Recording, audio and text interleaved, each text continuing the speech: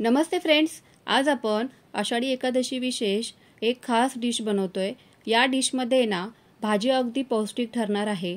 त्याचबरोबर साबुदाण्याचे मस्त असे हलके फुलके असे आपण फुलके बनवणार आहोत, जे की इतके टम्म फुगतात ना आणि दिवसभर मऊ लुसलुशीत असेच राहतात। कडक होत नाहीत, वातडल्यासारखेही होत नाहीत, बनवायला अतिशय सोपे आहेत आणि चवीला तर अप्रतिमच।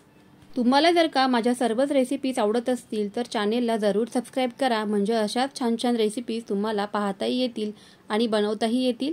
चला तर मग चमचमीत अशा रेसिपीला पटकन सुरुवात करूयात। सर्वात आधी इथे आपण साबुदाणा फुलक्यांची तयारी करूया। तर त्यासाठी इथे मी एक पसरट आकाराचा पॅन ठेवलेला आहे। हा पॅन शक्यतो जाड तळाचा असावा, पातळ असू नये, जेणेकरून आपल्याला साबुदाणे अगदी व्यवस्थित भाजता येतील। आता आपण इथे 1 वाटी साबुदाणे घेतलेले आहेत। अगदीच कमी गॅसवरती आपल्याला हे साबुदाणे 7 ते 8 मिनिटे मस्त असे खमंग भाजून घ्यायचे आहेत। साबुदाण्यांचा रंग बदलू न देता आपल्याला सतत हे हलवत राहायचे आहेत, जेणेकरून ते एकसारखे सर्वच बाजूने भाजले जातील। असे हे साबुदाणे भाजून घेत असताना गॅस कुठेच वाढवायचा वगैरे नाही, नाहीतर मग साबुदाणे लगेच तळाशी लागू शकतात। पूर्णपणे आपल्याला हे साबुदाणे थंड करून घ्यायचे आहेत आणि त्यानंतर छोट्या मिक्सरच्या भांड्यामध्ये आपल्याला साबुदाण्याची बारीक अशी पावडर तयार करून घ्यायची आहे। साबुदाणे भाजून घेतल्यानंतर पूर्णपणे आपल्याला गार करून घ्यायचे आहेत, जेणेकरून मिक्सरमध्ये याची मस्त अशी पावडर तयार होते। आता इथे अगदी 0 नंबरच्या चाळणीने आपल्याला ही साबुदाण्याची जी काही पावडर आपण मिक्सरमध्ये तयार केली होती ती सर्वच पावडर या 0 नंबरच्या चाळणीने आपल्याला चाळून घ्यायची आहे, म्हणजे ती जाडसर वगैरे अशी आपल्याला चपाती लाटताना किंवा फुलके लाटताना मध्ये मध्ये येणार नाही। चाळून घेतल्यानंतर चाळणीवरती जे काही साबुदाणे किंवा जाडसर अशी पावडर भरड उरलेली आहे साबुदाण्यांची, तर ती पुन्हा मिक्सरच्या भांड्यामध्ये बारीक फिरवून घ्यायची आहे। तुम्ही जर का रेडीमेड साबुदाण्याची पावडर विकत आणली तरीही चालणार आहे किंवा पीठ विकत आणलं तरीही चालणार आहे, परंतु अगदी सोप्या पद्धतीने आपण घरी हे पीठ देखील तयार करून घेऊ शकतो। कारण बाहेरून पीठ ज्यावेळेस विकत आणतो आपण तर त्यावेळेस बऱ्याच वेळेला भेसळ असते, कुठले पीठ मिक्स केलेले आहे आपल्याला समजत नाही। त्यामुळेच आहे ना घरीच या पद्धतीने साबुदाण्याचं पीठ तयार केलेलं अगदीच छान तयार होतं। आता हे उरलेली जी काही भरड आहे ती पुन्हा मिक्सरच्या भांड्यामध्ये घालून मी बारीक फिरवून घेते। आता इथे तुम्ही पाहू शकताय की साबुदाण्याचं पीठ आपलं मस्त असं तयार झालेलं आहे, अगदी बारीक स्वरूपामध्ये। फुलके लाटून घेण्यासाठी अगदी थोडंसं पीठ आपण यातून प्लेटमध्ये बाजूला काढून ठेवूयात, म्हणजे आपल्याला लाटण्यासाठीही हे पीठ उपयोगाला येईल। 2 इथे मध्यम आकाराचे उकडलेले बटाटे मी साल काढून घेतलेले आहेत। आता हे जे काही बटाटे आहेत ना ते अगदी बारीक किसणीने, म्हणजे आपण चहामध्ये आलं किसतो ना तर त्याच किसणीने आपल्याला हे जे बटाटे आहेत ना ते मस्त असे किसून घ्यायचे आहेत। तुमच्याकडे जर का अशी किसणी नसेल तर तुम्ही हे बटाटे स्मॅश करून सुद्धा घेऊ शकता, पण लक्षात मात्र एवढंच ठेवायचं आहे की यामध्ये कुठलीच बटाट्याची गुठळी किंवा जाड बटाटा राहता कामा नये। या बारीक किसणीने तुम्ही इथे बघू शकताय किती मस्त बारीक असा बटाटा इथे किसला गेलेला आहे, अजिबात कुठे जाड वगैरे राहत नाही। अगदी असाच आपल्याला बारीक इथे बटाटा तयार करून घ्यायचा आहे। चला तर दोन्ही बटाटे मस्त असे बारीक किसणीने किसूनच घेऊयात। दोन्ही बटाटे किसून झाल्यानंतर यामध्ये चवीप्रमाणे मीठ घालायचं आहे। सुरुवातीला पाणी न घालताच आपल्याला बटाट्याच्या या मॉइश्चरमध्ये साबुदाण्याची ही पावडर मस्त अशी मिक्स करून घ्यायची आहे, कारण बटाट्यामध्येही भरपूर मॉइश्चर असतं, म्हणूनच अगोदर पाणी घालायचं नाही। सुरुवातीला आपण हे सर्व मिक्स करून घेऊयात। जराही इथे पाणी न वापरता घट्टसर या पिठाचा गोळा बनवून तयार झालेला आहे। अगदी आपल्याला घट्टही नको आहे, कारण हे साबुदाणे आपल्याला थोडेसे भिजवून द्यायचे आहेत, म्हणजे अगदी 5 ते 10 मिनिटं। त्यानंतर पुन्हा हे जे काही पीठ आहे ना तर ते कडक वातडल्यासारखं बनू शकतं, म्हणूनच यामध्ये अगदी तुम्ही पाहू शकताय थोडंसं पाणी आपल्याला इथे ॲड करायचं आहे सुरुवातीला, आणि मग हे जे काही पीठ आहे ना ते अगदी मळून घ्यायचं आहे। मऊसर आपल्याला हे पीठ तयार करून घ्यायचं आहे।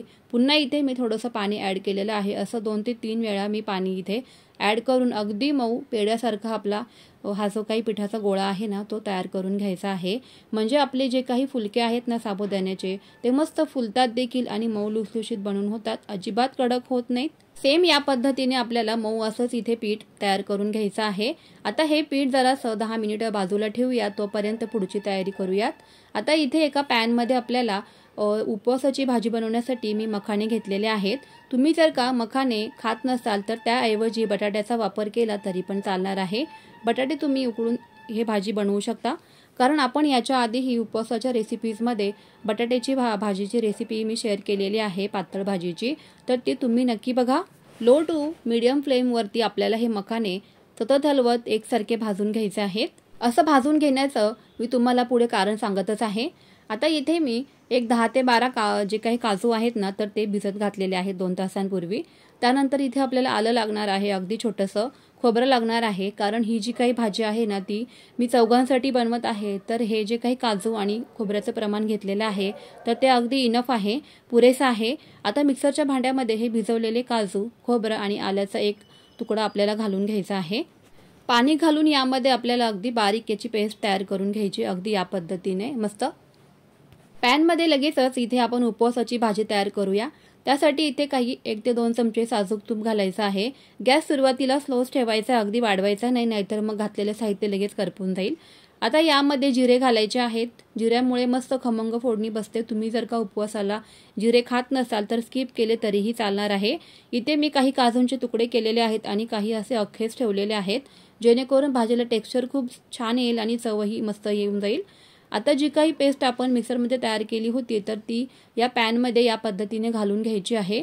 असं काजू आणि खोबरे उपवासाच्या भाजीमध्ये घातल्यामुळे ना चव तर अप्रतिमच लागते, शिवाय टेक्स्चरही खूप छान येतं आणि भाजीसुद्धा अतिशय पौष्टिक अशीच बनवून तयार होते. कारण उपवासाच्या दिवशी आपल्याला हेल्दी असंच काहीतरी खायचं असतं, जेणेकरून आपल्यामध्ये दिवसभर एनर्जी टिकून राहील. अगदीच कमी गॅसवरती आपल्याला हे सर्व साहित्य एकसारखं परतून घ्यायचं आहे. तुम्हाला जर का वाटलं हा मसाला खाली लागत आहे तर थोडंसं यामध्ये पाणी घालायचं आहे, जेणेकरून हे खाली काजूची पेस्ट आहे ती लागणार नाही किंवा पॅनला करपणार नाही. मिक्सरच्या भांड्यामध्ये जी काही थोडीशी काजूची पेस्ट उरलेली होती तर त्यामध्येच मी थोडंसं पाणी ॲड करून घेतलं आहे. आता पुन्हा हे सर्वच आपल्याला मिक्स करून घ्यायचं आहे अगदी व्यवस्थित. गॅसची फ्लेम अगदी स्लोच ठेवायची सुरुवातीपासून.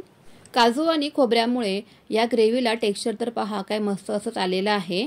आता हे जे काही सर्व खाली लागलेलं आहे ना मसाला, अजिबात काळजी करण्याचं कारण नाही, कारण आपण यामध्ये आणखीन पाणी ॲड करणार आहोत, जेणेकरून हे सर्वच जे काही मसाला खाली पॅनला लागलेला आहे ना तर तो निघून जाईल.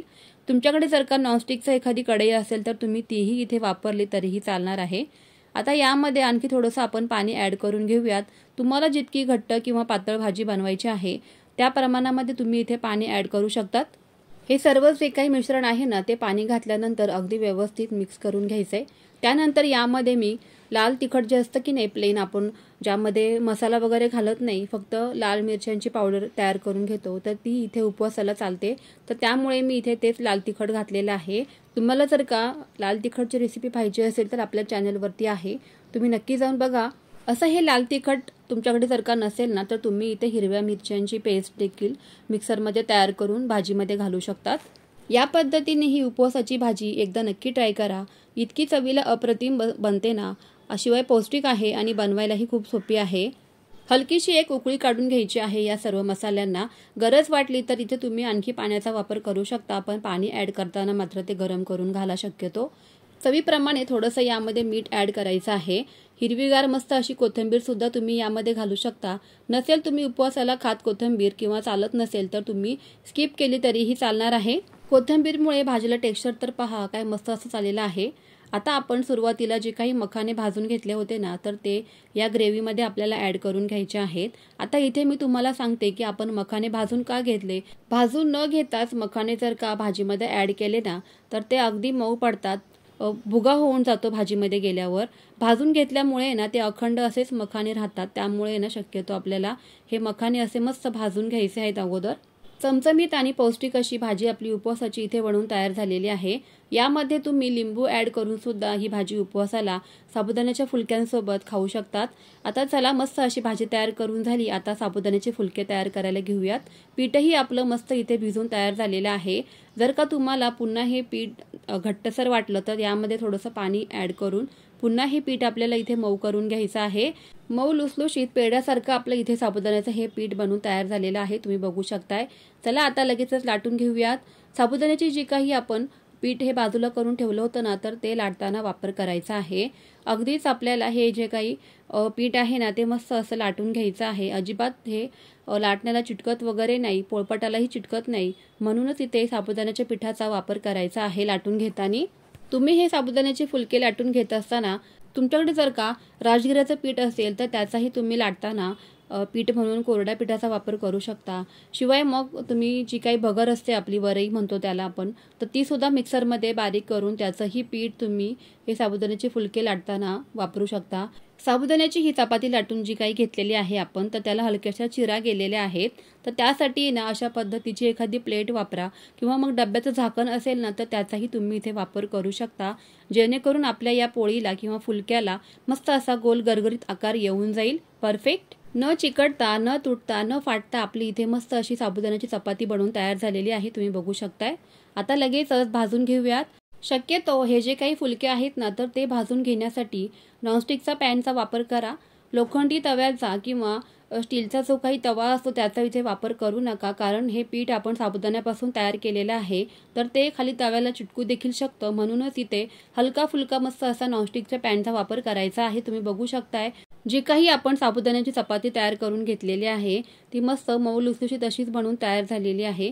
तूप वापरून आपल्याला हलकीशी ही चपाती जी काही आहे ना साबुदाण्याची, दोन्ही बाजूने मस्त अशी खरपूस खमंग भाजून घ्यायची आहे. हलकासा फुगा देखील आलेला आहे चपातीला, तुम्ही बघू शकताय. खूप जास्त तामझाम न करता अगदी साबुदाणे भिजत घालायचे किंवा कुठल्याही पद्धतीची पूर्वतयारी न करता आपले इथे मस्त साबुदाण्याचे फुलके आणि उपवासाची भाजी बनवून तयार झालेली आहे. अगदी झटपट आणि फटाफट इथे हे फुलके मस्त गरमागरम आपल्याला एन्जॉय करायचे आहेत. पटकन होतात, खूप सोपे आहेत आणि चवीलाही अप्रतिमच लागतात. साबुदाण्याची खिचडी आणि साबुदाणा वडे तर आपण नेहमीच उपवासाला बनवत असतो, पण या पद्धतीने एकदा नवीन डिश तुम्ही या आषाढी एकादशीला नक्की ट्राय करा. सर्वांनाच, घरातल्या मंडळींना ही रेसिपी नक्कीच आवडणार याची मी तुम्हाला खात्री नक्कीच देते. आणि हे जे काही फुलके आपण बनवलेले आहेत ना तर ते दिवसभर वातडल्यासारखे न होता अगदी मऊ लुसलुशीत असेच राहतात आणि भाजीची चव तर तुम्हाला कायच सांगू. तुम्ही ट्राय करा आणि मला कमेंट सेक्शनमध्ये नक्की कळवायला विसरू नका. मऊ लुसलुशीत आणि हलके फुलके असे साबुदाण्याचे फुलके जर का तुम्हाला आवडले असेल तर मग फ्रेंड्स रेसिपी नक्की ट्राय करा, जास्तीत जास्त शेअर पण करा. चला तर पुन्हा भेटूयाच अशाच छानशा एका नवीन व्हिडिओमध्ये. तोपर्यंत तुम्हा सर्वांना येणाऱ्या आषाढी एकादशीच्या खूप खूप खूप साऱ्या शुभेच्छा. पुन्हा भेटूयाच, तोपर्यंत always keep smiling and keep cooking. Bye bye friends.